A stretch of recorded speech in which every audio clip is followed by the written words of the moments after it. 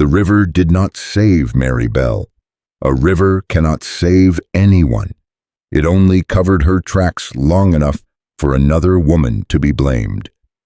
In the winter of 1858, near the Georgia side of the Savannah River, a young mother walked out of a cotton plantation with a baby tied to her back and a piece of stitched cloth pressed against her chest.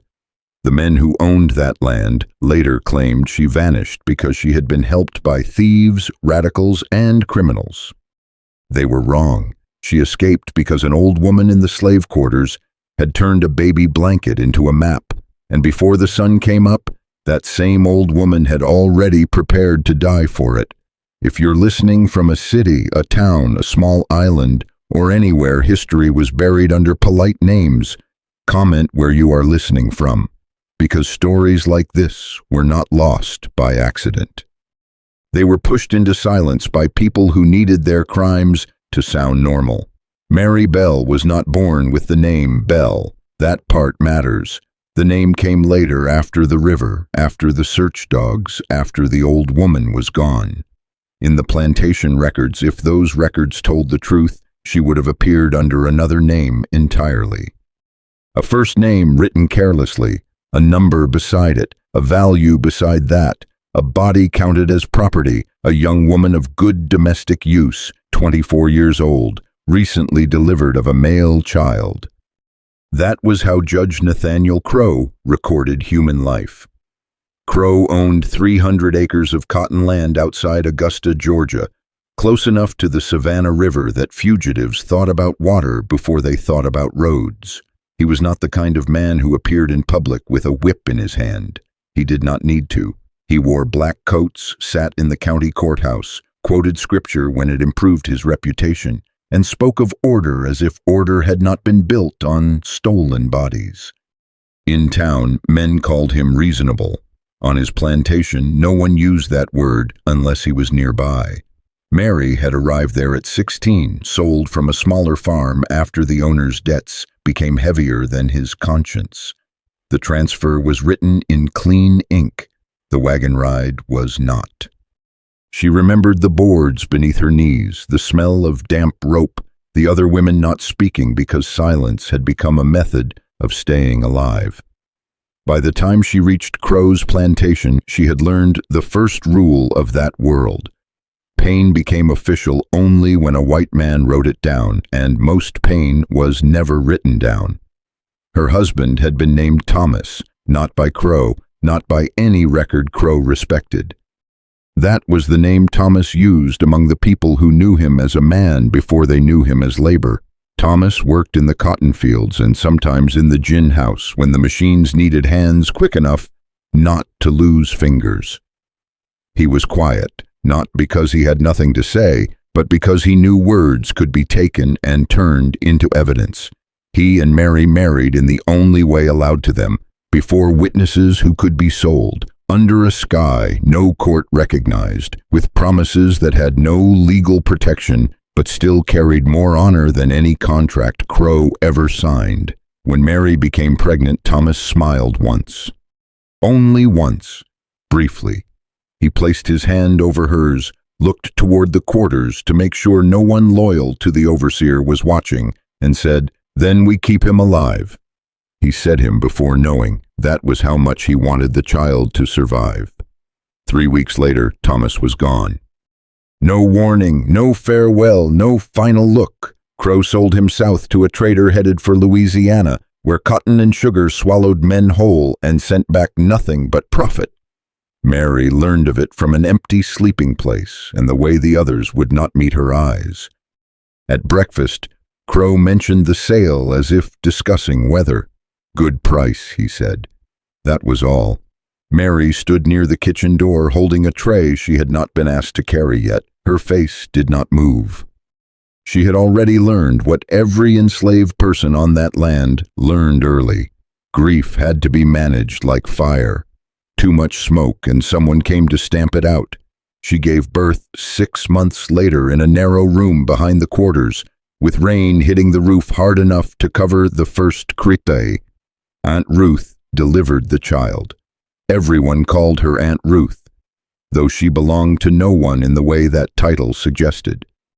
She was old enough that even Crow had stopped pretending to know her age. She had delivered children for women who were now dead, buried, sold, or missing. She knew which herbs could lower fever, which roots could calm a body, which silence meant fear, and which silence meant a plan was already forming. Crow disliked her. That too matters. Men like Crow distrusted people they could not fully measure. Ruth could not read the law, but she could read a room faster than any judge in the county. She could hear the difference between a drunk overseer and an angry one by the weight of his boots. She knew which patrol road flooded first after rain. She knew which white men lied badly and which lied well. Most dangerous of all, she knew how to help people disappear without leaving behind the kind of proof men like Crow understood. The baby was born small but breathing. Mary named him Isaac. She whispered it into his ear before anyone else could put a number on him. For 40 days, Isaac lived inside the fragile shelter of Mary's body, at her breast, against her chest, under her shawl, tied to her when she was allowed to carry him, and hidden near Ruth when she was forced back to work too early. He did not know the plantation. He did not know the value already forming around him. He knew warmth, milk, heartbeat, and the low sound his mother made when fear passed too close. Crow knew something else. He knew Isaac was male. He knew Isaac was healthy enough to survive. He knew what a boy could be sold for once he grew. The first time Mary heard him say it clearly, she was sweeping the hallway outside the dining room. Crow sat with his overseer, Silas Pike, a man with a thin mouth and hands that never seemed fully clean, even after washing. There was ham on the table. Coffee, a ledger open beside Crow's plate. Isaac was tied to Mary's back beneath a faded cloth. Crow looked up as she passed. "Stop there." Mary stopped. Crow did not look at her face. He looked at the bundle. "How old?" Mary kept her eyes lowered. 40 days, sir." Crow leaned back. "Strong?" "Yes, sir." Silas Pike gave a small laugh. "Looks like he'll make it." Crow tapped one finger on the ledger. "That boy will be worth double when he turns 7. The room did not change. The coffee still steamed. The ham still sat on the plate. The two men continued breathing as if nothing had happened. That was the violence of it, not a shout, not a chase, a sentence spoken at breakfast by a respected judge who had already converted a child's future into money. Mary felt Isaac move against her back. A small shift, a living answer. Crow closed the ledger.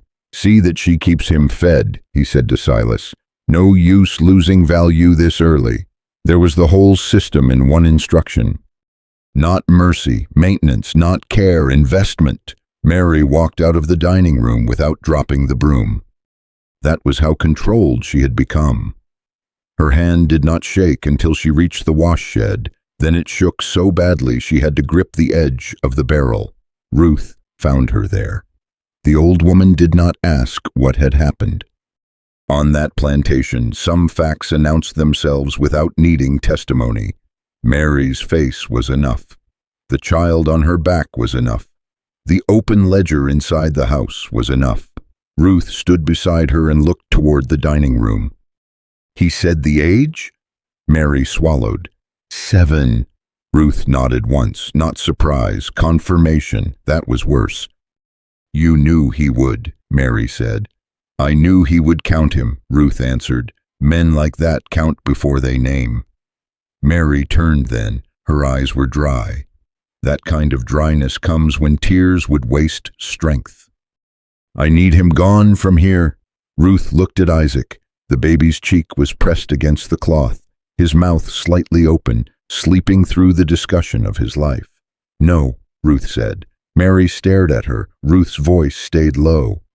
"Not him. Both of you." The decision was not dramatic. No thunder, no raised voice, no vow spoken to the sky. Just two women standing beside a wash barrel, close enough to hear men laughing inside the big house, saying out loud what the law had made possible. That night, Ruth called Mary into her cabin. The cabin smelled of ash, dried mint, old cloth, and damp wood. Ruth had one candle burning, shielded by a cracked cup so the light would not slip through the wallboards. On the table lay a folded piece of cloth, pale from years of washing, with dark stitches along one edge and one red thread running through the center. Mary looked at it. "For the baby?" she asked. "For the river," Ruth said. Mary did not understand. Ruth unfolded it. At first, it looked ordinary, a carrying cloth, strong enough to tie a child to the body, wide enough to cover his back from cold air, soft enough not to scratch his skin. Then Ruth turned it over and pressed Mary's fingers against the stitches. "Feel, don't look." Mary frowned. Ruth guided her hand. 3 black stitches, that means 3 dead oaks. You pass them on your left. Mary went still. Ruth moved her finger lower. 1 red stitch, that means danger with a light. There's a cabin near the road. Do not go toward it, no matter who calls. Another line. A broken seam. Dogs pass there. Another. A knot. Someone may be waiting. Then Ruth touched a gap where the stitching stopped completely, and when the thread disappears, you leave the land. Mary understood then. The river, Ruth nodded. You do not follow the bank. You go in. Mary pulled her hand back as if the cloth had burned her, not from fear of Ruth, from the weight of what she was being handed. This was not a blanket. It was not a kindness. It was a root, a record, a hidden document made by hands no courthouse would ever respect. How many know this? Mary asked. Enough. Who made it? Ruth looked at her for a long moment. Women who were not supposed to know distance. That was all she said. For 3 nights, Ruth taught Mary the cloth, not by sight. Sight could fail in the dark. Sight could be taken by rain, by panic, by a hood pulled low, by the need to keep eyes down when a patrol passed. Ruth taught her by touch. Mary learned the stitches with her fingertips until she could read the root without candlelight. 3 dead oaks, no red light. Broken seam means dogs, knot means weight, no thread means water. Again, again, again. Ruth also taught her how to walk when carrying a baby. Hips steady, breath slow, feet placed outside dry leaves. She taught her to rub bitter leaves against her ankles and the cloth hem, not because it erased scent completely, but because it confused it. Confusion bought minutes. Minutes could become a river. A river could become another state.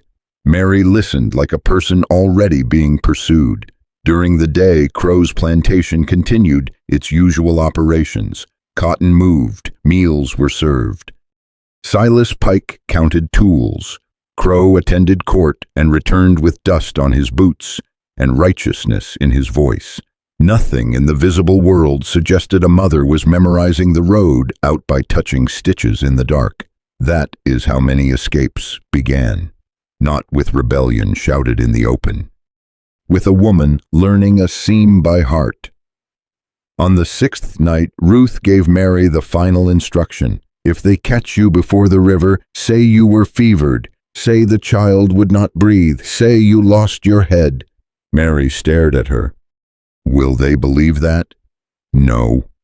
Then why say it? Because it gives them a story they understand. Men like Crow trust foolishness before they trust courage. Mary folded the cloth around Isaac. The baby stirred, then settled. Ruth watched him with an expression that did not soften fully. She had seen too many infants become entries in ledgers. Too many mothers forced to keep living after the child was gone. Her tenderness had become disciplined. It had to be. Undisciplined tenderness could break a person in that place. When? Mary asked. Ruth listened to the night outside. After payday, Pike drinks, Crow sleeps early when court meets the next morning. Moon will be thin. Road mud will hold patrol horses near the ridge. Mary nodded. Ruth reached out and tightened the knot of the cloth across Mary's shoulder. Do not run unless you must. Running tells the night to look at you. Mary almost smiled, almost. Then Ruth said something colder, "And if the child cries, you keep moving." Mary's face changed. Ruth did not apologize. That was the cruelty of honest help. It did not pretend the road would be merciful. Mary looked down at Isaac, his small fist opened and closed against her dress. "He is all I have," she said. Ruth answered, "That is why you cannot let them have him." The next morning, Judge Crow stood in the yard with Silas Pike and inspected the quarters after a missing hoe was reported from the tool shed. He did not find the hoe. It had been misplaced by one of his own field hands and would turn up before noon, but he enjoyed inspections. They reminded everyone that privacy was not allowed to exist there. He came to Ruth's cabin last. Mary watched from the wash line with Isaac against her hip. Crow stepped inside, looked around, touched nothing, then came back out.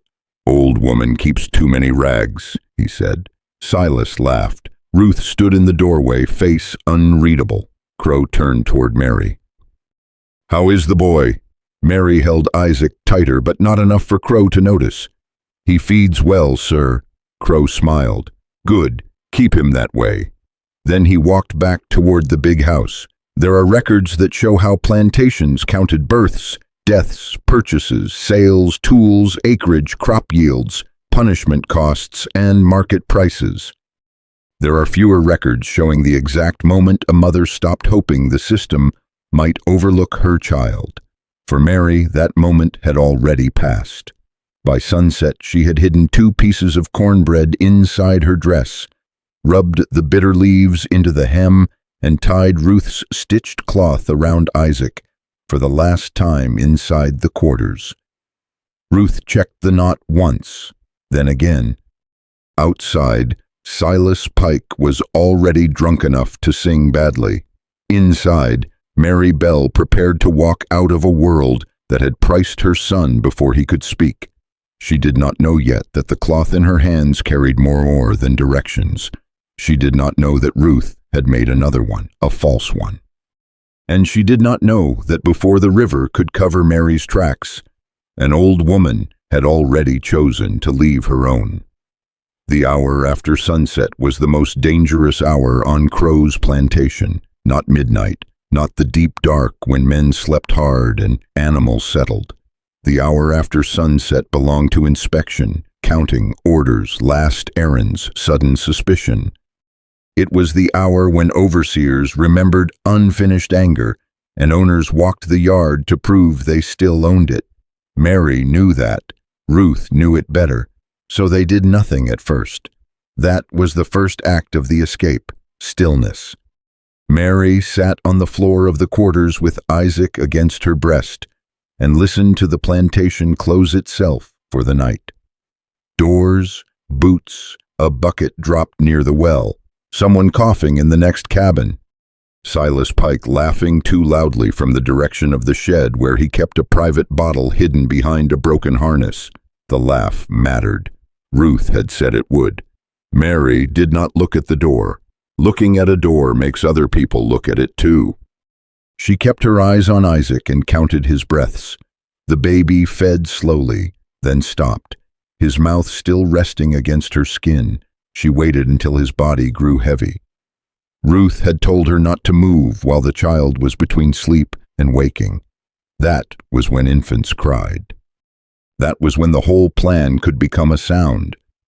Outside, Crow's house glowed with lamplight. Inside that house, the judge prepared for court the next morning. He would sit before men and talk about law, debt, trespass, theft, public order. He would speak in a courthouse built by hands like Mary's and protected by laws written to defend men like him. That was the obscenity of the age. A man could own a mother and child at night, then call himself an officer of justice by morning. Near the hearth, Ruth moved with slow purpose. She packed nothing for Mary that looked like packing, no bundle. No obvious sack, nothing that could accuse her if found. A strip of dried meat was folded inside cloth and pushed beneath the baby wrap. Cornbread was broken into pieces small enough to hide flat against Mary's waist. A little packet of bitter leaves was crushed between Ruth's palms until the smell rose sharp and green. Mary watched. Ruth rubbed the crushed leaves into the lower edge of Mary's dress. "Not too much," Ruth said. "Too much tells them you meant to hide." Mary nodded. The old woman took Mary's ankles one at a time and worked the leaves into the skin above the heel, around the bone, along the top of the foot. Her fingers were hard, precise, almost rough. This was not comfort. This was preparation. "If you hear dogs behind you," Ruth said, "do not waste strength looking." Mary's throat tightened. "How close before I run?" "When you can hear the men, not the dogs."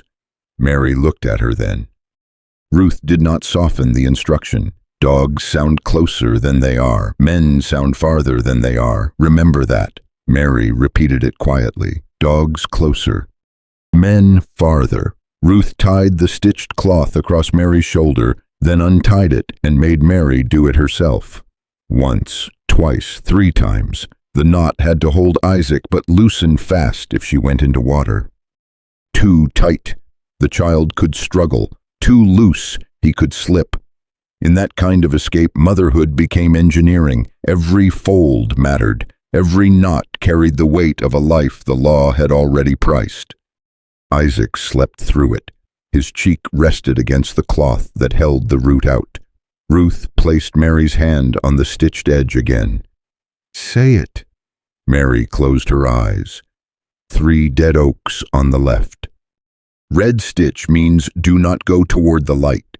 Broken seam means dogs cross there. Knot means wait. No thread means water. "Again," Mary repeated it. "Again." Mary repeated it a 3rd time. Ruth listened, not like a teacher, but like a witness. Then she went to the corner of the cabin and lifted a loose board Mary had never noticed. Beneath it lay another cloth. Mary saw only a corner at first. Same color. Same size. Same worn edge. Ruth pulled it free and folded it once before Mary could study the stitches. Mary understood enough to be afraid. "What is that?" "Insurance." "Against what?" "Against men who think the first thing they find is the truth." Mary stared at the folded cloth. Ruth slid it beneath her shawl. Mary whispered, "You made another map." "No." Ruth looked toward the door. "I made a lie they can read." That was the first secret Mary had not been taught until the last hour. The real route could save her only if the false route survived long enough to mislead the search. Ruth had not built one escape. She had built 2 stories, one for Mary's feet, one for Crow's rage. Mary stepped closer. "They will know it was you. They already know more than they can prove." "That is not the same. In this place it is close enough." Mary wanted to argue. The impulse came up hard and useless. Ruth was old. Ruth had delivered Isaac. Ruth had kept Mary alive after Thomas was sold. Ruth had placed knowledge into her hands when no one else could place freedom there. The thought of leaving her behind felt like a second crime laid on top of the first, but Ruth had no patience for guilt that could slow a living body. "Listen to me," she said. Mary went still. "If you stay because of me, he grows up here." She pointed at Isaac. Not harshly, accurately. "If you turn back because you hear my name called, he grows up here. If you freeze because you think you owe me one more word, he grows up here. They do not need chains tonight. They only need your heart to pull you backward." Mary lowered her eyes. That was the most brutal truth Ruth gave her, not the river route, not the warning about dogs, the knowledge that love itself could be used as a trap. A noise cut through the cabin, a man outside stumbling, Silas Pike. He sang 2 lines of a hymn badly, then cursed when his boot caught mud. Another man laughed with him. A door slammed. The sound moved toward the overseer's quarters. Ruth waited. Mary held her breath. The yard settled again. Ruth crossed to the door and opened it just enough to see the night.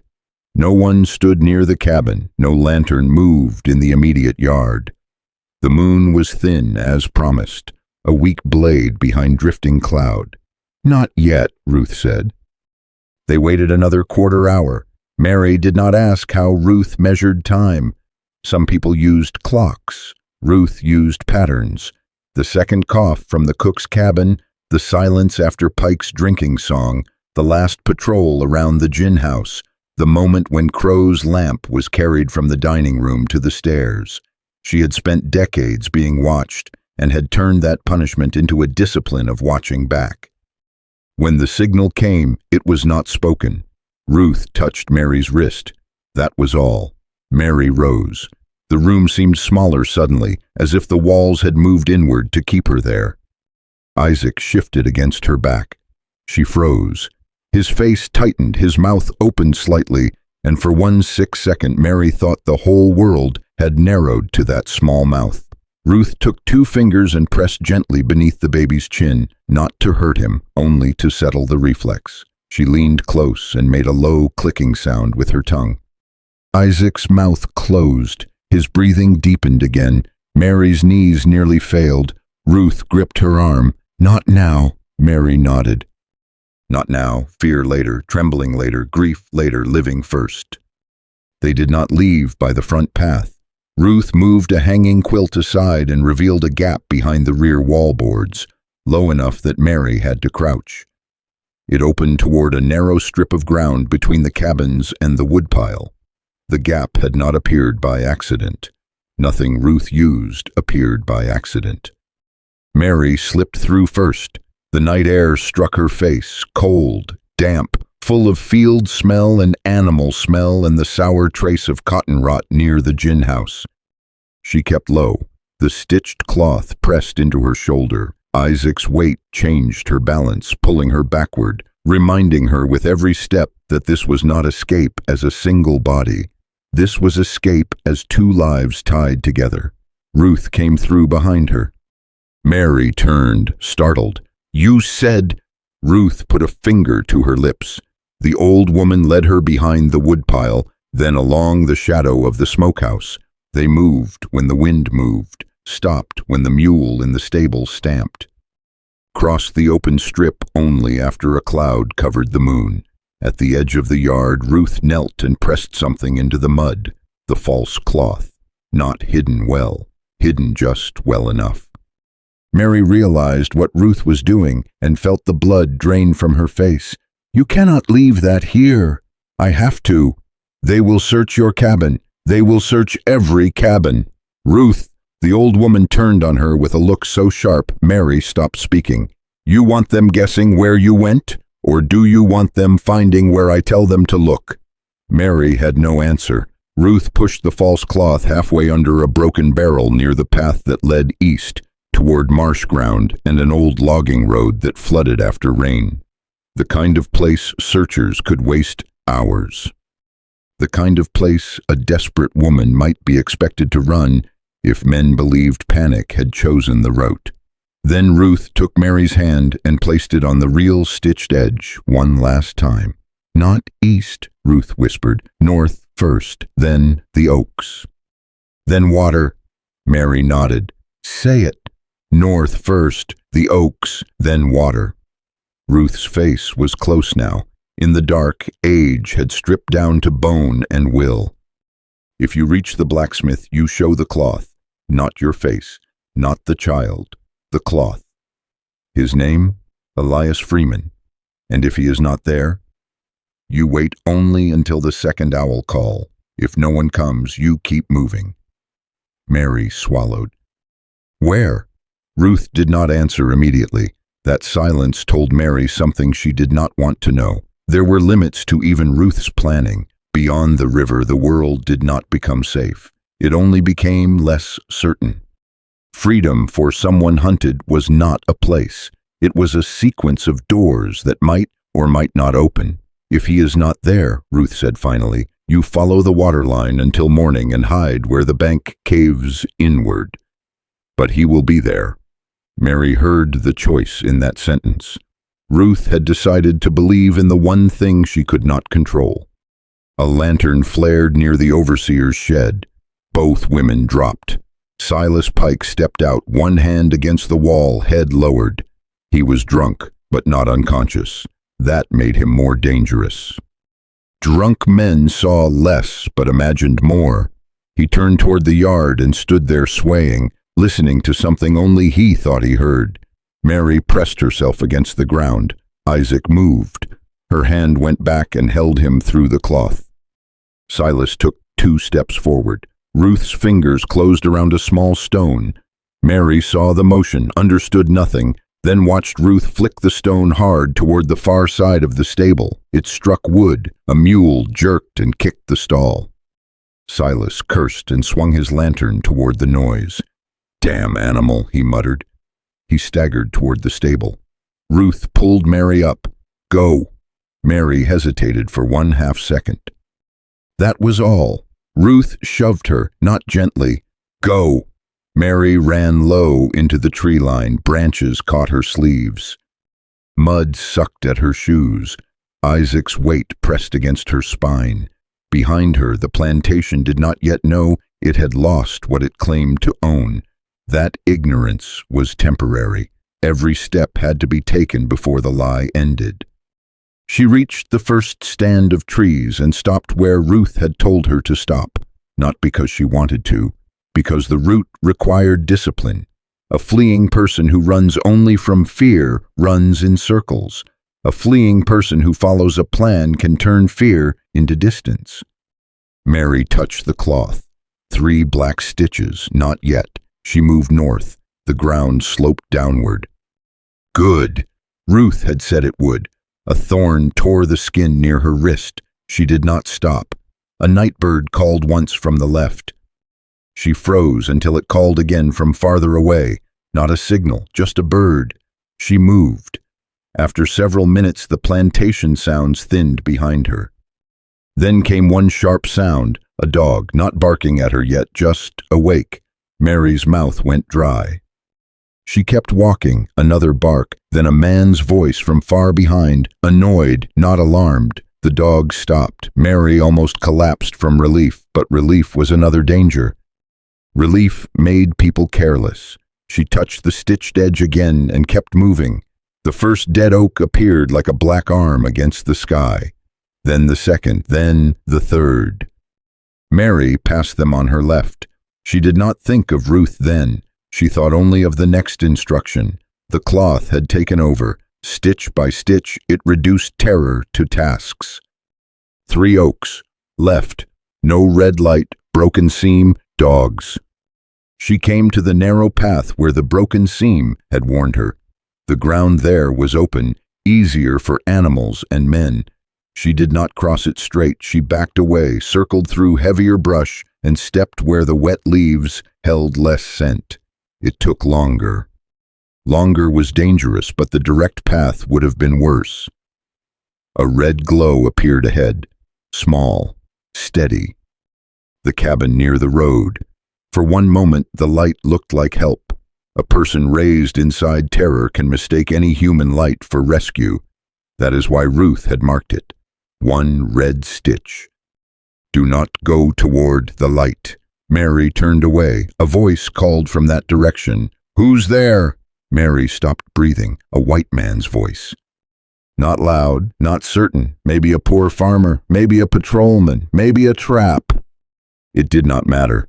Ruth's instruction had not been conditional. Do not go toward the light. Mary lowered herself behind a fallen log and waited. The man called again. Then a door creaked. A dog chain rattled. Mary felt Isaac stir. She pressed her lips against the cloth near his head and held still with the absolute discipline of a woman who understood that one sound could sell her child back into Crow's hands. The dog whined. The man spat, then the door shut. Mary waited longer than fear wanted her to. Ruth had taught her that too. Danger often leaves before the body believes it has left. When she moved again, her legs were stiff from crouching, but the route bent west and the smell changed. Water. Not close enough to see, close enough to enter the air. Behind her, far away, a bell began to ring. Once, twice, then again, faster. Mary stopped. The plantation had discovered the absence. The search was no longer future. It had begun. She touched the cloth. Her fingers found the place where the thread disappeared. No stitch. No line, no land. Mary stepped toward the river. The bell behind Mary did not ring for prayer. It rang for property. That was the first fact to understand.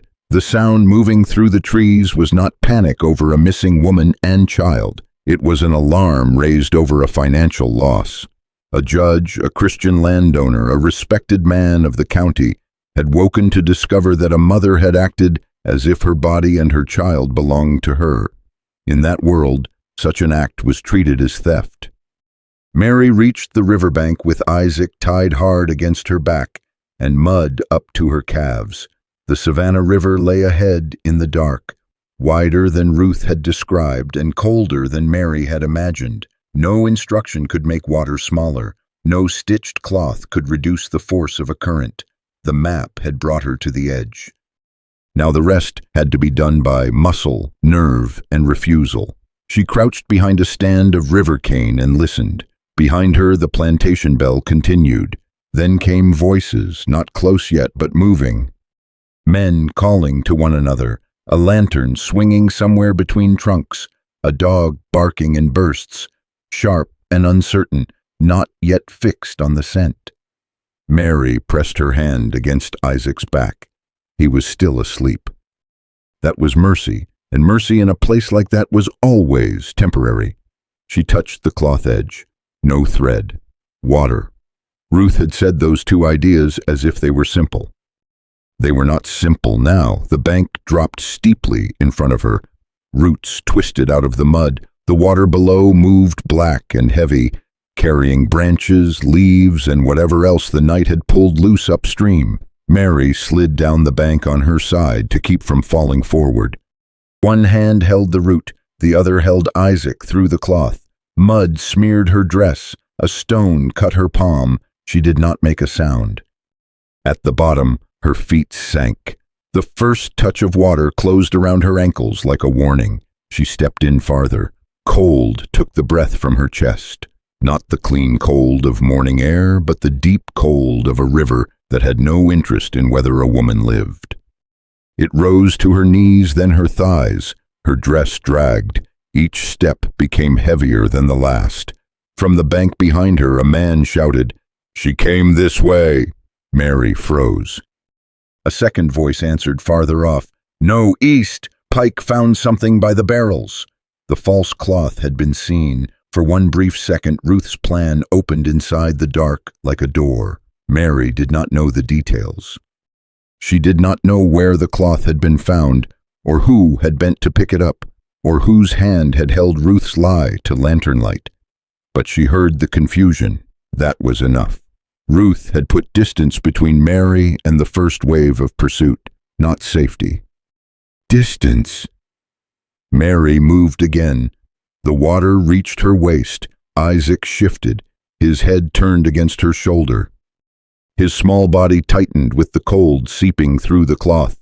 Mary stopped immediately, one hand behind her, pressing him close. If he cried now, sound would travel over water. The river would not protect that. The river would carry it. His mouth opened. Mary felt it before she heard it. A small intake of breath, the beginning of a cry. She reached back and placed 2 fingers against his cheek, the way Ruth had done, steady but gentle. Her own breath stopped. She lowered her face near his head and whispered not words, only a low rhythm, barely sound at all. Isaac's body strained once, then settled. No cry came. Mary stood waist-deep in the Savannah River while armed men argued behind her over a false trail, and the life of her child rested on a silence too small for any official record. That is the kind of detail history often loses. Records may show the names of landowners. They may show sale values, probate inventories, court notices, runaway advertisements. They rarely show a mother holding back a baby's cry with 2 fingers and a breath. The water climbed to her ribs. The current pushed from her right. Ruth had warned her it would. Do not fight it straight. Step across it. Let it move you some, but not enough. Mary angled her body and moved 1 foot at a time. The bottom was uneven, sand, mud, stone, then a sudden hollow where her leg dropped lower than expected. She nearly went under. Her arm shot out. Water slapped against Isaac's cloth. He jerked awake. This time he made a sound. Small. Cut short. But a sound. Mary bent forward fast, bringing him higher above the waterline. Her foot slipped again. The river pulled at her dress. For a moment she was not walking. She was being dragged. Behind her a dog barked differently, not uncertain now, fixed. Mary looked back once. She should not have. Ruth had told her not to, but the body breaks instruction when fear puts fire in the blood. Through the trees she saw 2 lanterns near the bank. One lifted, one lowered. Men's shadows moved between the trunks. Then a voice cut through the dark. There! By the water! The chase had found its shape. Mary turned back toward the far bank. The river had become deeper. The water reached her chest. Isaac was high against her back, but not high enough. She gripped the cloth knot with one hand and held it above her shoulder, forcing the baby's head upward while using the other hand to feel the water ahead. A shot cracked behind her. The sound broke open the night. Not close enough to strike, not aimed with care. A warning, a declaration, a man firing into darkness because he believed the river and the woman inside it both owed him obedience. Mary flinched but did not stop. That was the difference between terror and surrender.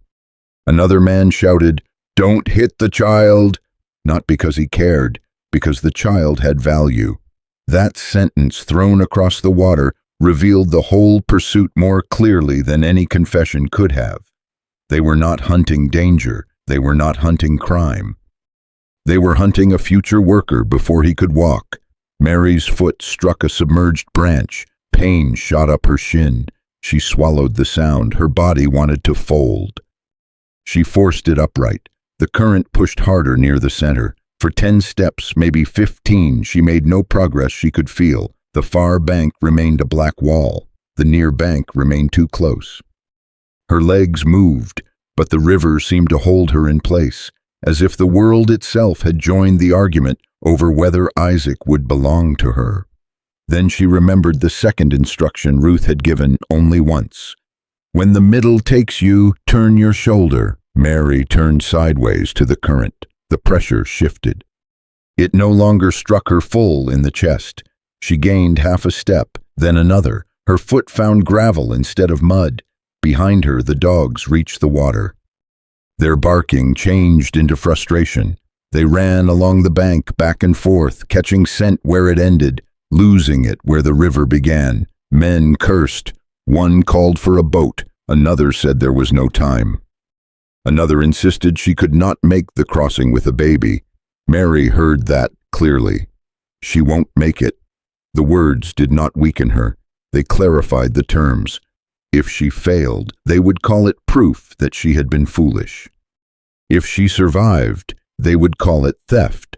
No outcome would make them name what had forced her into that river. Systems like that are built not only on violence, but on the refusal to describe violence honestly.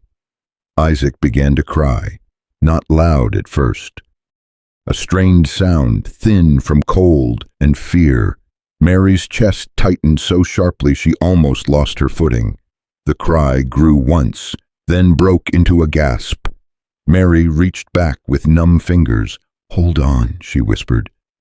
It was not a promise she had the right to make. It was an order to herself. The far bank came closer.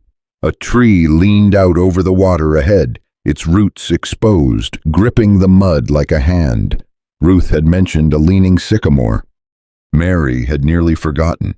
Now she saw it and understood. This was the exit. She changed direction toward it. The last stretch was the worst. Rivers make you pay at the end. The mud near the bank was deep and soft. Each foot sank and held. Her arms trembled from holding Isaac high. Her back burned. Her hands had gone stiff in the cold. A lantern appeared on the opposite bank. Mary stopped. For 1 second, hope and danger looked identical. The lantern did not move like a patrol lantern. It was low, shaded, held close to the body. Behind it stood a man, broad-shouldered, still as a post. Mary did not call out. Ruth had said not to offer her voice first. The man raised one hand, then lowered it. A signal, maybe, or a trap. Mary forced herself forward. The water dropped from chest to waist, then rose again when she slipped into a hole. She caught a root with her free hand. Mud closed around her knees. Isaac cried harder now, the sound raw, alive, accusing. The man on the bank stepped down. "Cloth," he said. One word. Not her name, not a question, not comfort. Mary understood. With shaking hands, she pulled the stitched edge forward just enough for him to see. The lantern light touched the black stitches, the red thread, the broken seam darkened by river water. The man looked once. His face changed, but only slightly. "Come." His voice was low, controlled, urgent. Mary tried to climb and failed. The mud pulled her back. He came down farther, caught her by the forearm, and hauled her upward with the efficiency of someone who had done this before. Not gently. Gentleness would have wasted time. He pulled her onto the bank, then reached for Isaac, but Mary twisted away on instinct. The man stopped immediately. Good. That mattered. A man who understood not to take the baby from her arms without permission was a man Ruth had chosen for a reason. "I need to cut the knot," he said. Mary nodded once. He took a small knife and sliced the soaked cloth where it had tightened too hard across her shoulder. Isaac slid forward into Mary's arms, screaming now, cold and furious and alive. The man stripped off his outer coat and wrapped it around both of them. "Quiet him if you can," he said. "If not, we move anyway." Behind them across the river, men shouted from the Georgia bank. Their lanterns swung in anger. One fired again, the shot useless over the water. The man did not look toward them. "My name is Elias Freeman," he said. Ruth sent word. At the sound of Ruth's name, Mary nearly broke. Not from relief. Relief would come later, if it came at all. What struck her was the proof that Ruth's world had been larger than the plantation, larger than Crow, larger than the quarters where men thought they had confined her. Elias took the cut cloth and folded the stitched edge inward, hiding the map. "This way." Mary stood, but her legs failed at the first step. Elias caught her, then let go as soon as she found balance. He understood again. Help without possession, direction without command. The distinction was small, and in that hour it was everything. They moved into the trees. The river remained behind them, loud enough to cover their first steps. Across the water, the dogs kept barking at the place where Mary's scent had vanished. The men could still cross. They could still search. The law was still on their side because the law had been shaped by men like Crow.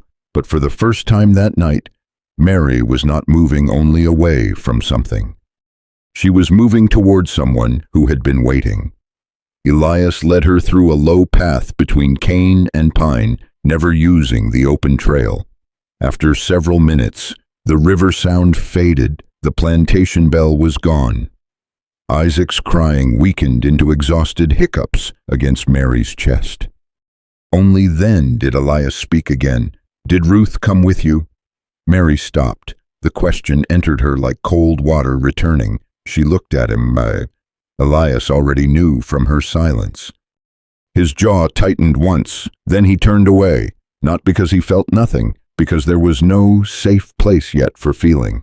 "She bought us time," Mary said. Elias nodded. "Yes," he answered, "that is what she does." Not did, does, as if Ruth were still acting somewhere behind them. As if the false cloth, the delayed pursuit, the dogs trapped at the riverbank, the confusion in men's voices, all of it were Ruth still moving through the night. Mary held Isaac closer and followed. Behind them, on the Georgia side, Judge Nathaniel Crow would soon be handed a stitched cloth that lied beautifully. He would believe he had found evidence. He would believe an old woman had made a mistake. He would believe the route led east. Men like Crow often trusted what they could hold in their hands. That was why Ruth had given him something to hold. Elias Freeman did not take Mary to a house first. That was deliberate. A house had windows, a house had neighbors, a house had doors that could be watched and questions that could be asked. A house was where frightened people expected shelter to look like. Elias knew better. He took her to the forge. It stood behind a line of pine and scrub oak, set low in a hollow where smoke could rise through branches before spreading into the dark. From the road it looked like a work shed, nothing more. A place for horseshoes, wagon rims, broken hinges, plow teeth, iron tools, the kind of place men passed without suspicion because they understood labor only when it served them. That mistake had kept Elias alive. He opened the rear door with a key tied under his sleeve. No lantern burned inside. He moved by memory, guiding Mary through the black shape of tools, barrels, tongs, hooks, and iron stacked against the wall. Isaac had stopped crying. That did not mean he was safe. It meant exhaustion had overtaken fear, and exhaustion in an infant could turn dangerous quickly. "Here," Elias said. He pulled back a hanging sheet of coarse canvas behind the coal bin. Behind it was a low opening, too narrow for a grown man to stand in, but deep enough for a body to lie flat. Mary looked at it and understood before he explained. A hiding place. Not comfortable, not meant to be, meant to work. She lowered herself into the space with Isaac against her chest. The dirt floor was dry. That mattered. A dry hiding place could keep a child alive. Elias handed her the coat, then a folded wool blanket that smelled of smoke and metal. "Wrap him close," he said. "Your body first, blanket second." Mary obeyed. Her fingers were stiff from the river. She struggled with the cloth. Elias saw it, but did not touch the child. Again, that restraint mattered. He picked up a piece of iron, turned away, and struck it lightly against the anvil. Once, twice, 3 times. The sound carried through the forge. "What are you doing?" Mary whispered. "Making the night believe I was awake already." Then he lit the forge fire, not high, not bright, just enough to make the building appear occupied by work, not secrecy. The first rule of a hiding place was not silence. Silence could accuse. The better cover was ordinary noise. A blacksmith awake before dawn was not unusual. A blacksmith hammering in the cold was not suspicious. A blacksmith with no smoke, no sound, no light, while searchers moved nearby, could become a question. Elias understood questions. He avoided them by giving men answers before they asked. Mary lay behind the coal bin and listened as the forge came alive. Bellows, coal shifting, iron placed into heat, hammer lifted. Hammer fell. The sound had a discipline to it, not frantic, not theatrical, measured, useful. It said one thing to the road: a man is working. Isaac stirred beneath the blanket. Mary opened the front of her dress and brought him to her breast. He latched weakly, then with more force. His mouth was cold. His cheek was cold. His little hands moved once against her skin and settled. Only then did Mary feel how violently she was shaking, not from cold alone. The body waits until it believes death has stepped back one pace. Then it begins to confess what the face refused to show. Her teeth chattered, her legs cramped.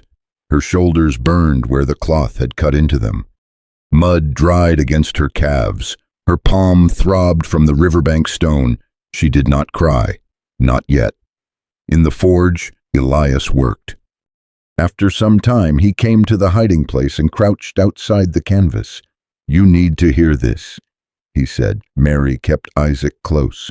"Hear what?" "If men come, you do not answer. Not if they say Ruth sent them.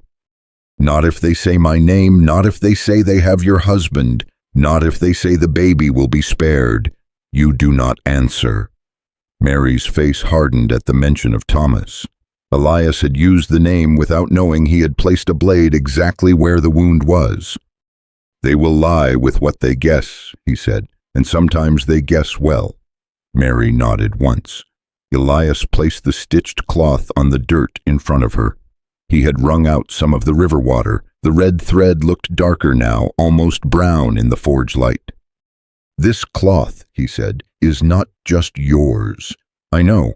"No," Elias said. "You know it led you here. That is not the same." He turned the cloth to show the underside. Mary saw small repairs along the inner seam, tiny differences in thread. Places where the pattern changed, then returned. She had felt the root with her fingers. She had not understood the age of it.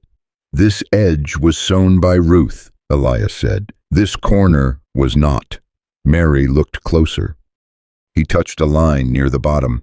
"This was sewn by a woman named Esther Pike, no relation to that overseer. She crossed near Millhaven 12 years ago with 2 girls. One lived to see Ohio, one did not." His finger moved. "This knot here was added by a woman called Sarah John. She never crossed the river herself. Her brother did. She stayed because their mother could not walk." Mary stared at the cloth. Each mark became heavier. Elias continued. "Ruth did not invent the cloth. She kept it alive." Outside, wind moved across the pine branches. Inside, the fire breathed. Mary had thought Ruth gave her a map. Now the map became something else. A record made by women who were denied paper, denied testimony, denied legal names, denied the right to stand in court and speak as themselves. Every stitch was a survival mark. Every repair meant someone had touched it after another person made it through. The cloth had outlived owners. That was its accusation. "Why a baby cloth?" Mary asked.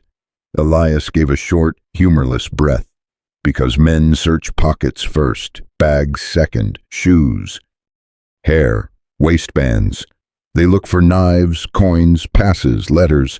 They do not study the hem of what they think is women's work." He looked toward the door. "That arrogance saved more people than pity ever did." Mary's hand moved over the stitches. For the first time since leaving the plantation, she understood that she had not escaped alone. Not even when she was alone in the river. Hands she had never held had shaped the route. Dead women, living women.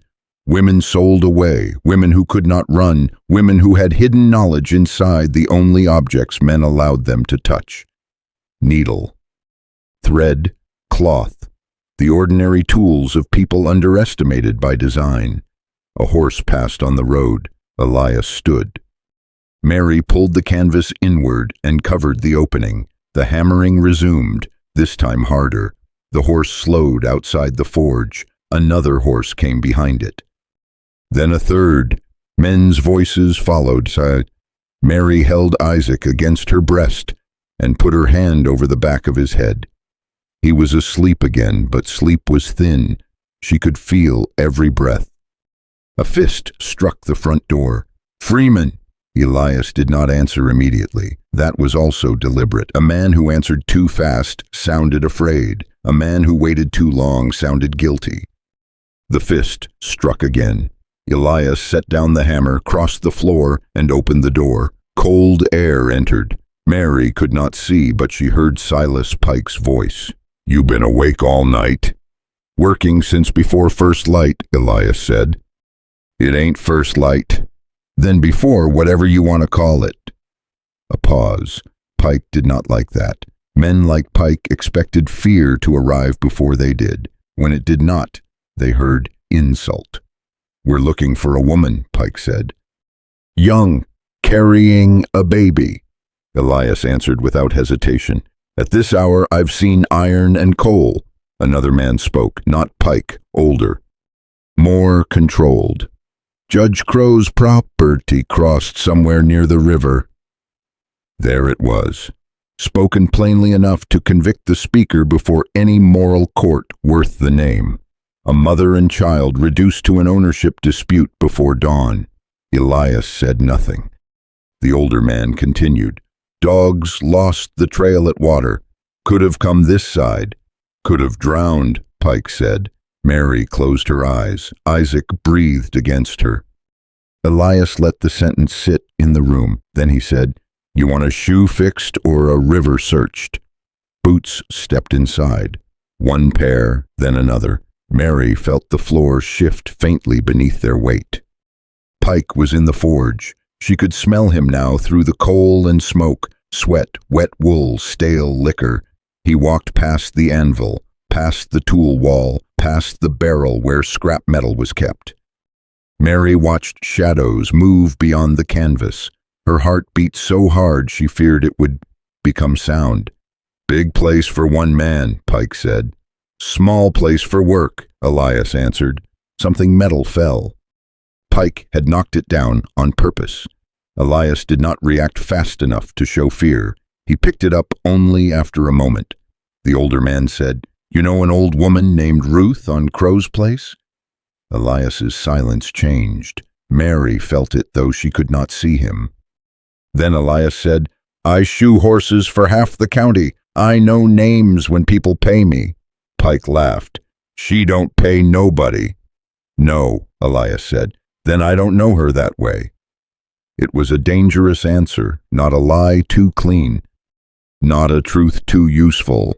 Pike moved closer to the coal bin. Mary stopped breathing. Isaac shifted. His mouth opened against her skin. Mary pressed him closer, but not hard. Too much pressure could startle him. Too little could let him wake. The whole hidden world narrowed again to an infant's mouth. Pike's boots stopped on the other side of the canvas. One step away, he sniffed. "What's behind there?" "Coal dust, rats, and old ash," Elias said. "Move it." The command hung in the forge. Elias did not move. Neither did Mary. Then the older man spoke from near the door. "Leave it. If she came through here, the child would be screaming cold by now. We're losing time." Pike stayed a moment longer. Mary saw his shadow lean. The canvas shifted slightly. A small line of light appeared at the edge. Isaac's body tensed.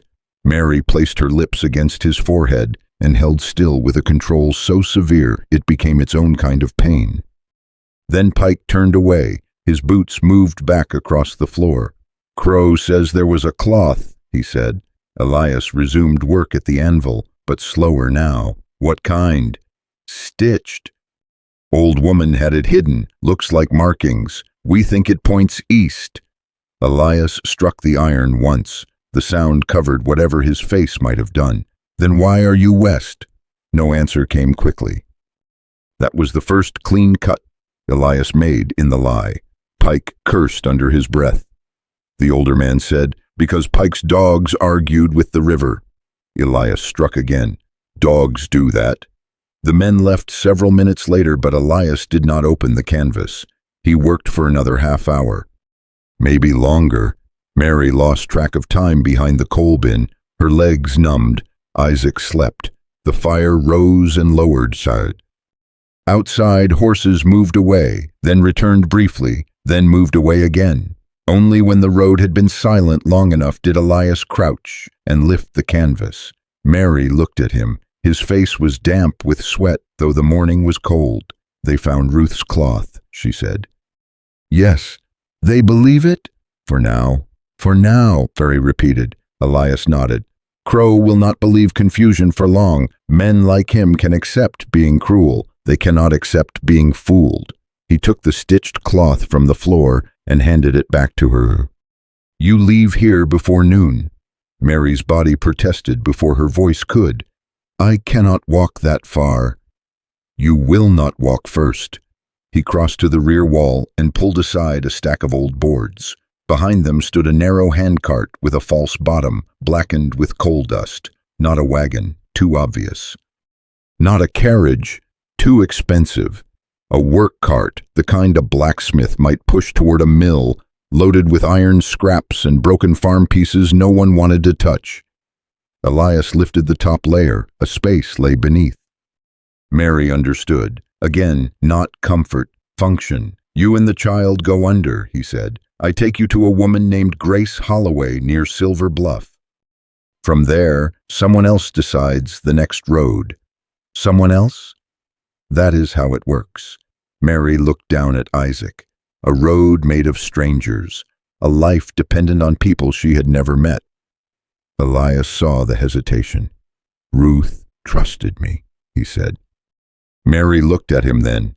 He did not say, so you should. He was too honest for that. He said instead, that is all I can offer. Mary held the cloth against her chest, the stitches pressed into her palm. Ruth's stitches, Esther's corner, Sarah's knot. A map, a record, a warning, a witness, not a lullaby. Not a prayer. A working object made by women who understood that survival sometimes had to look like sewing. Outside, the first gray of morning reached the forge door. Somewhere across the river, Crow was holding a false root and mistaking it for evidence. Somewhere on that plantation, Ruth was waiting for the cost of that mistake to reach her. Mary did not know that yet. She only knew Elias had opened another hiding place, and that the road ahead would be carried in iron, ash, and silence. By late morning, Judge Nathaniel Crow had stopped believing in accidents. At dawn, he believed in a stolen child, a disobedient mother, and a trail that could be followed by men, horses, dogs, and anger. By sunrise, he believed in a mistake. By mid-morning, standing at the edge of flooded marsh ground with mud up to his boots and no woman in sight, he understood that someone had arranged the mistake for him. That was when the hunt changed, not louder, colder. The false cloth had done its work. It had pulled Silas Pike, 2 hired riders, and Crow's dogs east through low ground, where water gathered between cypress knees and old logging ruts. They found a piece of Mary's torn hem tied to a branch. Ruth had placed it there. They found crushed leaves near the edge of a flooded ditch. Ruth had placed those too. They found what looked like a small footmark in the mud, then another, then nothing.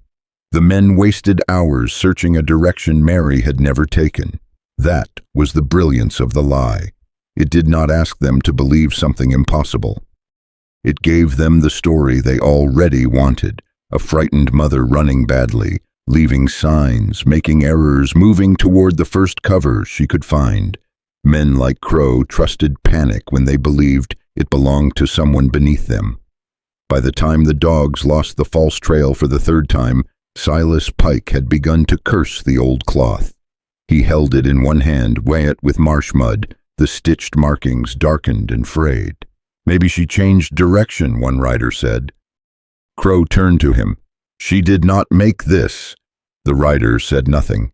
Crow looked down at the cloth again. His face tightened, not with grief or worry, but with insult. He had not been robbed only of labor. He had been made to look slow. To a man built on authority, that was a wound he felt more sharply than any moral accusation. Back, he said. Silas wiped mud from his mouth. Judge?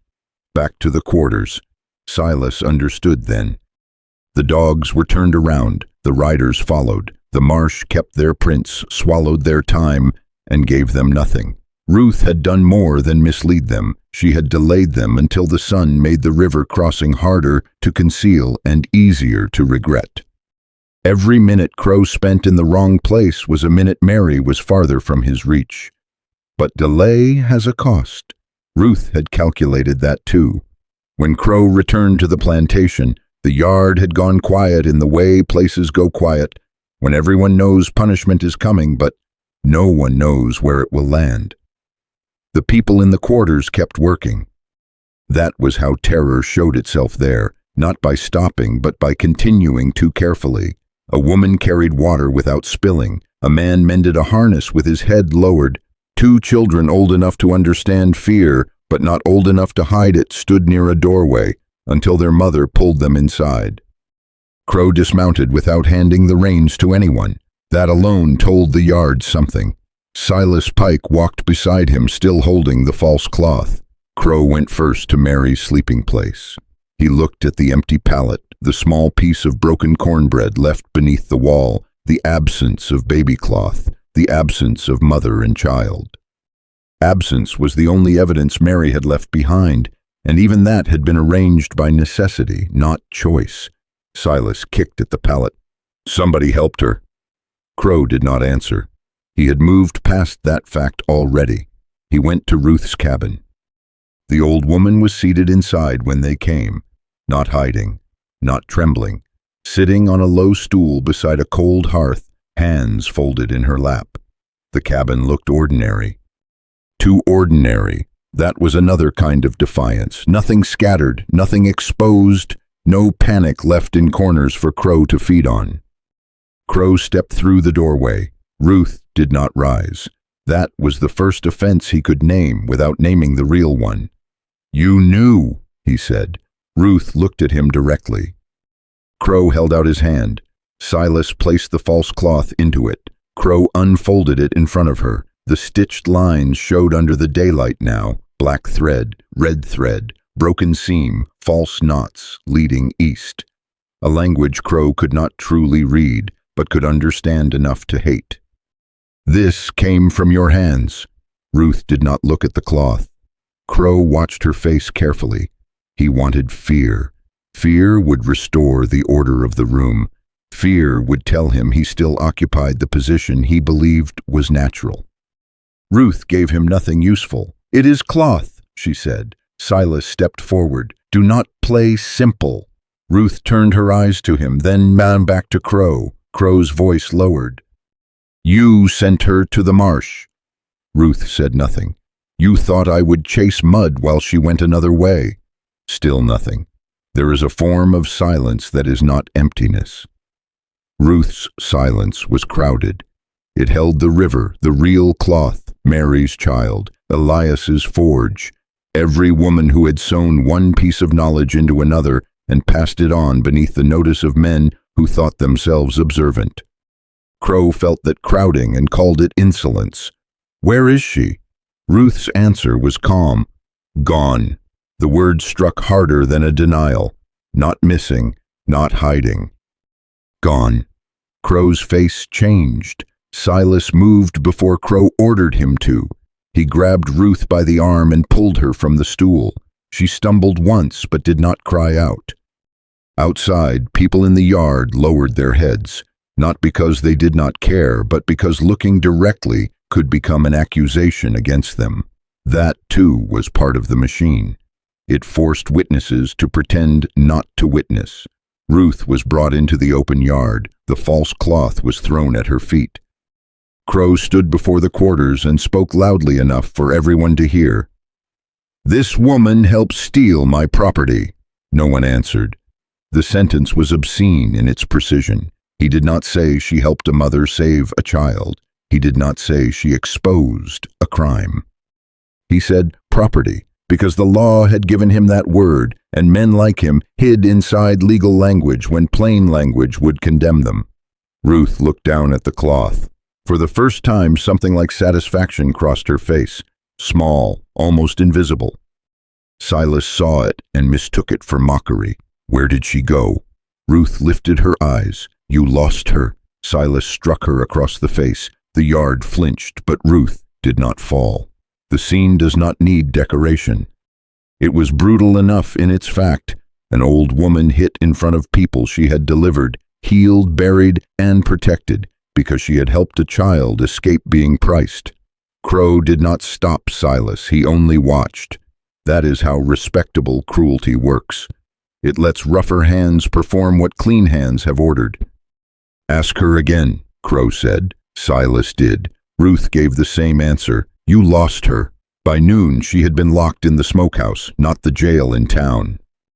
Crow did not want a sheriff yet. A sheriff meant paperwork, explanation, perhaps questions from men who cared less about justice than jurisdiction. Crow wanted control first. Official action could come later if it served him. The smokehouse had no window low enough to see through. It smelled of salt, old meat, ash, and heat trapped in boards. Ruth sat with her back against the wall and touched the inside of her cheek where blood had gathered. She spat once onto the dirt floor. Then she listened. She could hear the plantation beyond the door. Work forced to continue. A wagon wheel, a woman coughing, Silas walking past twice. Crow giving orders in the clipped voice of a man trying to rebuild authority by distributing fear. Ruth closed her eyes. She did not know whether Mary had reached Elias. She did not know whether the river had taken them. She did not know whether Isaac had cried at the wrong second, whether the dogs had turned, whether the cloth had held, whether the knots had cut into Mary's shoulder. She knew only what the yard had told her before they locked her in. Crow had returned from the east. That meant Mary had not been found there. Sometimes victory arrives only as absence. Ruth accepted that. Near afternoon, Silas came again. He opened the smokehouse door and stood in the bright rectangle of light. Crow was behind him. The judge had changed coats. That detail matters.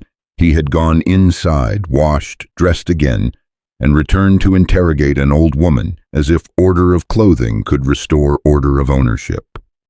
Crow crouched just outside the doorway, careful not to put his knees in the dirt. "Ruth," he said, almost gently. She looked at him. "You are old. I know you understand how this place works." She said nothing. "If you tell me where she went, I may show mercy." There it was. Mercy offered by the same mouth that priced an infant. Mercy as a tool. Mercy as bait. Ruth's voice came rougher now, but steady. "You had years to show mercy." Crow's face hardened. Silas stepped forward, but Crow lifted one hand. "Not yet." "You think this is righteousness?" Crow asked. "Helping a woman run into the woods with a baby?" Ruth looked past him toward the yard she could not see. "I think you are angry because a child left without your permission." Crow stood. That sentence had cut through the costume. Judge, landowner, churchman, employer, patron. All the names fell away, and what remained was simple. A man enraged that a child he intended to own had crossed beyond his reach. He turned to Silas. "Keep her here." "How long?" Crow did not look back at Ruth. "Until she remembers." The door shut. Darkness returned. Hours passed. Ruth grew thirsty first, then cold as afternoon lowered. Pain settled into her shoulder where Silas had gripped her. Her face swelled along one side. She shifted once, slowly, and leaned her head against the boards. At dusk, someone came near the smokehouse wall, not Silas. Too light a step. A woman's voice whispered through a crack. "Aunt Ruth." Ruth opened her eyes. It was Hannah, one of the younger women from the quarters, 20 years old. Pregnant, frightened. "Don't stand there," Ruth whispered. "They say Mary crossed." Ruth said nothing. "They say she had a man waiting." Ruth closed her eyes briefly. There it was. Not proof. Enough. "She crossed?" Hannah whispered. Ruth answered after a long moment. "She was meant to." Hannah began to cry, quietly, the dangerous kind of crying that tried not to become sound. Ruth's voice sharpened. "No, not here." The crying stopped. Good. Ruth still had authority, even through boards. "Listen to me," Ruth said. "Yes. If they ask you, you know nothing. I know. No, you say it like truth, not like fear." A pause. "I know nothing." Again. "I know nothing." Good. Hannah stayed one breath longer, then she whispered, "Was there another cloth?" Ruth did not answer. That was answer enough. Hannah stepped away before Silas returned. The night deepened. Ruth sat alone with the knowledge that Mary and Isaac might still be moving. That was the only comfort she allowed herself. Not safety. Movement. Movement was life. Near midnight, across the river, Mary lay hidden in the false bottom of Elias Freeman's handcart, Isaac against her chest, while iron scraps covered the boards above them.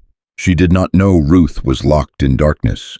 She did not know Ruth had been struck.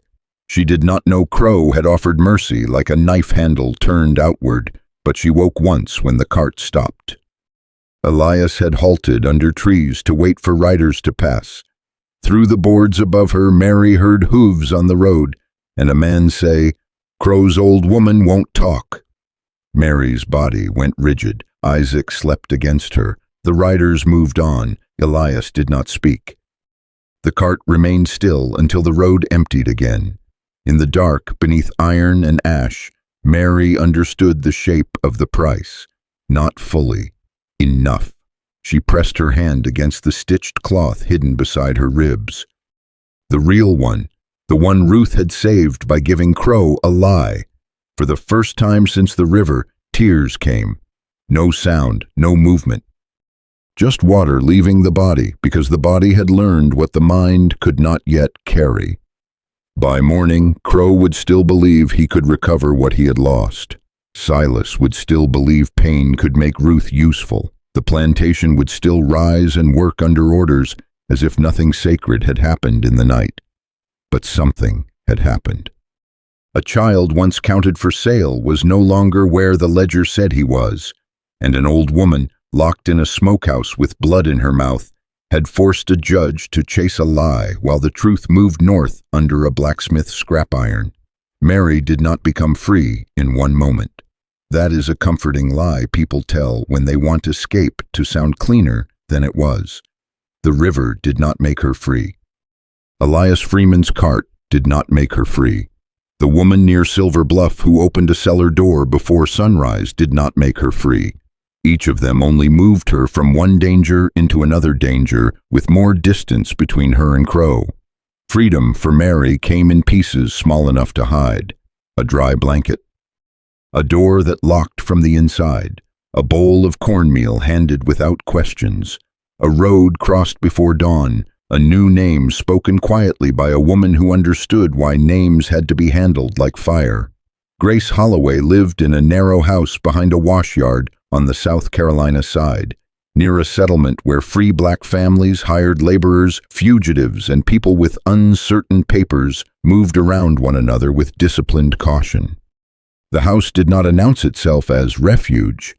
It looked tired, ordinary, poor enough to be ignored by the kind of men who believed secret work required fine rooms and written plans. Grace was not warm when Mary arrived. Warmth could get people killed if it asked too many questions.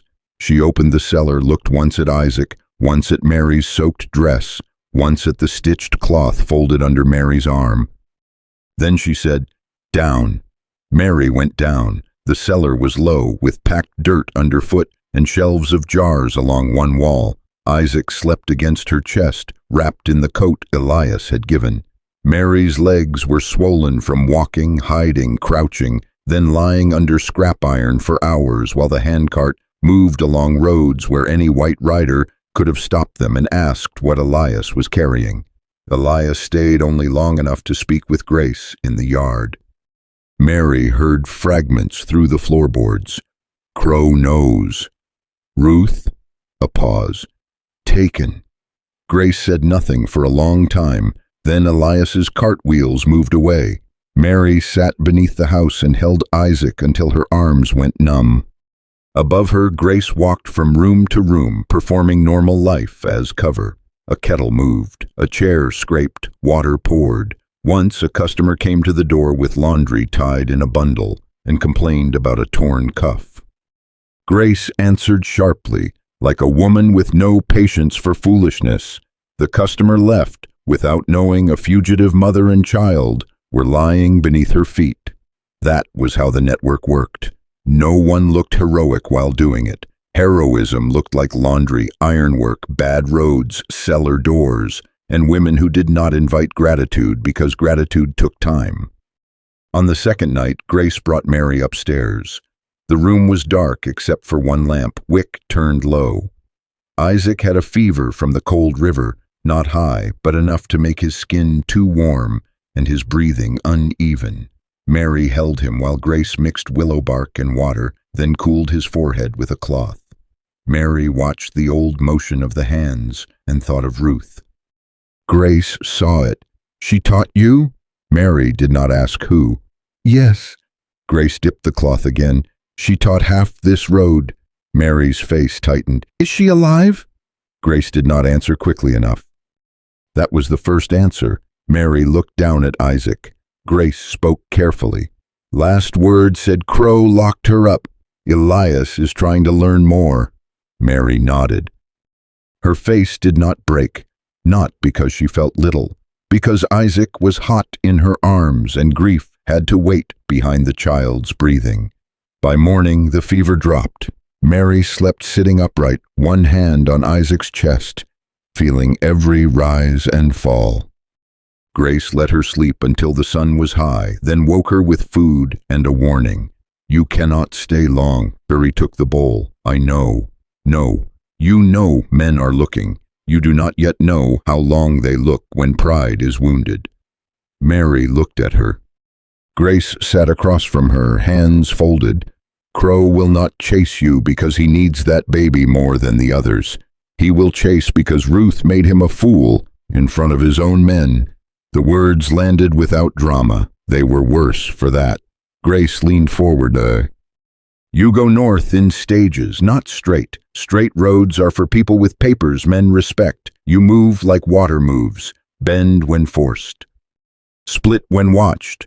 Wait when waiting saves you more than speed. Mary listened. This was not comfort either. It was instruction. The next week passed in fragments. Mary was moved at night to a woodcutter's shed, then to a church loft that smelled of dust and old hymnals, then to a wagon carrying sacks of meal toward Columbia. At each place, she learned a little and lost a little. She learned which knocks meant danger, which women could be trusted with the child, which men talked too much, which roads had patrols after rainfall, which towns kept notices nailed near taverns describing fugitives by height, skin tone, scars, skill, and reward amount. She lost the belief that distance alone could save her. Crow's reach appeared in places he had never stood. A printed notice described her as Mary, young woman, recently delivered, absconded with male infant. It offered money for her capture and return. It did not mention Thomas sold south. It did not mention Isaac priced before speech. It did not mention Ruth locked in a smokehouse for helping a child leave a ledger. The notice did what such notices were designed to do, make the crime appear to belong to the person fleeing it. Grace burned the first copy Mary saw, but Mary had already read enough. At night, while Isaac slept, she touched the stitched cloth and repeated the route that had already passed. 3 dead oaks, red light, broken seam, water. The map no longer guided her feet, but she could not stop reading it. It was the last object Ruth had placed between Mary and Crow. It smelled less of river now and more of smoke, milk, and the houses that had hidden them. 3 months after the crossing, the news came. Not from a letter. Letters were dangerous. It came through Elias, then through Grace, then through a woman selling onions at a market. Mary was told to pass through without stopping. The woman stood beside a crate, weighed 2 onions, and said to no one in particular, "The old one from Crow's place is gone." Mary did not move. The woman wrapped the onions in paper. Fever took her, they said. Mary knew what that meant. They said was the language used when the powerful wanted the cause of death to sound natural after they had made survival impossible. The woman placed the onions in Mary's basket. She did not give them a road. Then she turned to another customer. That was all. Mary walked out of the market with Isaac tied to her front, the basket in one hand, the stitched cloth beneath her shawl, and Ruth's death entering her body without permission. She did not cry in the street. She did not cry in the alley. She did not cry when she reached the room where she and Isaac were hidden that week. She placed Isaac on the bed, watched him roll onto his side, and then she put both hands over her mouth because the sound that wanted to come out of her was too large for the walls. Ruth had died without knowing for certain. That was what broke Mary. Not only that Ruth died in that world, death was always near. It stood at the edge of births, fevers, auctions, roads, kitchens, fields, and punishments. What broke her was the thought of Ruth in darkness, holding on to a hope she had no proof of, paying for a crossing she could not see completed. Mary knelt beside the bed. Isaac slept. Outside, a wagon passed. Inside, Mary made a decision so quietly it looked like grief. She would not let Ruth remain only a woman people remembered until fear taught them to stop saying her name. That was when Mary Bell was born. Not in a church, not in a courthouse, not in a document. In a rented room beside a sleeping child, with the news of an old woman's death still fresh enough to change the air. Mary had been carrying another surname, one assigned and shifted through sales, one attached to owners and transactions. It had never belonged to her. It had only followed her like a mark. Ruth's name was Bell. Aunt Ruth Bell. Few records would hold it. Fewer would honor it. Crow might write her as Ruth, old female, deceased. Silas Pike might remember her as the old woman who would not speak. The plantation might bury her where laborers were buried, in ground no one marked properly because a marked grave admitted a life had stood there. Mary took the name because the world that killed Ruth had not earned the right to be the final keeper of it. When Grace heard, she studied Mary for a long moment. "You understand what a name can do?" Mary said, "Yes. It can hide you. Yes. It can also call attention if spoken wrong." "I will speak it right." Grace nodded. No blessing. No ceremony, only recognition. From then on, Mary gave the name when it was safe to give any name at all. Mary Bell, widow. Seamstress when needed, washerwoman when safer, mother of Isaac Bell. She learned to answer without flinching. That was the first discipline of a new identity. Make the lie steady enough to protect the truth inside it. Years passed in guarded increments. Mary and Isaac reached Pennsylvania when Isaac was still too young to remember the river clearly. They settled first near Harrisburg, then farther east, in a black neighborhood where churches kept more than sermons and women's sewing circles discussed more than hymns. Mary took in mending. She repaired shirts, uniforms, curtains, morning dresses, children's coats. Her hands became known for small, strong stitches that did not show unless you turned the fabric over. That detail followed her, so did caution. She never sat with her back to a door. She never let Isaac wander near roads alone. She never allowed a stranger to hold him. When white men came asking questions, she became smaller without becoming weak. Her voice lowered, her answers shortened, her eyes counted exits. Isaac grew under that discipline without knowing its source. He knew his mother kept one folded cloth in a box beneath loose boards. He knew she never used it. He knew she touched it on certain nights and then worked until dawn. He knew his name was Isaac Bell. He did not yet know what Bell had cost. When he was 19, he asked, not as a child asks, as a young man who had begun to notice the blanks left around him. They were in Mary's workroom. Rain struck the window. The room smelled of damp wool and lamp oil. Isaac had been helping her sort fabric scraps when the old cloth slipped from the box and fell open across the table. He saw the stitches, the black marks, the red thread, the broken seam, the places where old repairs crossed older repairs. "This is not ordinary sewing," he said. Mary did not reach for it quickly. That was how he knew. She sat down. For a long time she looked at the cloth instead of him. Then she told him, not everything at once. No memory that heavy comes cleanly. She began with Thomas, because Isaac deserved to know his father had existed before the sale erased him. She told him about Crow, about the dining room, about the sentence that priced him at 7 years old. About Ruth's hands teaching her to read stitches by touch. About the river, about Elias, about Grace, about the false cloth. About the smokehouse, about the market woman and the onions and the sentence that told her Ruth was dead. Isaac did not interrupt. His face changed several times, but he did not speak.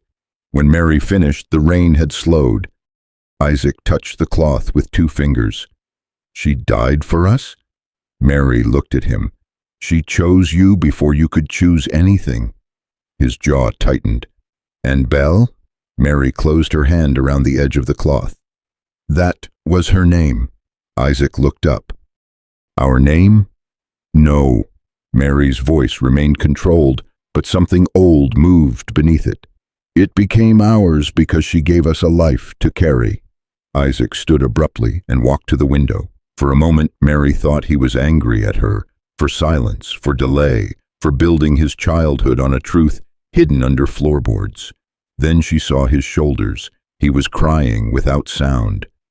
Mary did not go to him immediately. She had learned long ago that some grief must stand before it can be held. After a while, Isaac turned back. What was her full name? Mary answered Ruth Bell. He repeated it, not loudly. Correctly. Then he came back to the table, took the cloth, and turned it over. His hands were careful now, almost reverent, but not delicate. He handled it the way a person handles evidence. Teach me what the stitches mean, he said. Mary looked at him. All of them? All of them. So she did. 3 black stitches, dead oaks, red thread. Danger with a light, broken seam, dogs, knot, wait. No thread, water. Isaac learned by touch, as Mary had learned, and as Ruth had intended. The route no longer needed to guide a mother through the Georgia dark, but it still performed its work. It forced the living to remember the intelligence of the dead. That night, Isaac took a clean square of cloth from Mary's scrap basket. He threaded a needle. His first stitches were clumsy. Mary watched him without correcting too quickly. "What are you doing?" she asked. Isaac kept his eyes on the cloth, writing her down. Mary said nothing. The law had once written him as value. Crow had written him as future labor. Notices had written him as stolen property. Now Isaac Bell, son of Mary, saved by Ruth, began to write back in the only script Ruth had left him, thread through cloth, memory through hand, name through blood not born but chosen. And somewhere far south, if Crow's plantation records still named Ruth at all, they did not understand what they had failed to keep.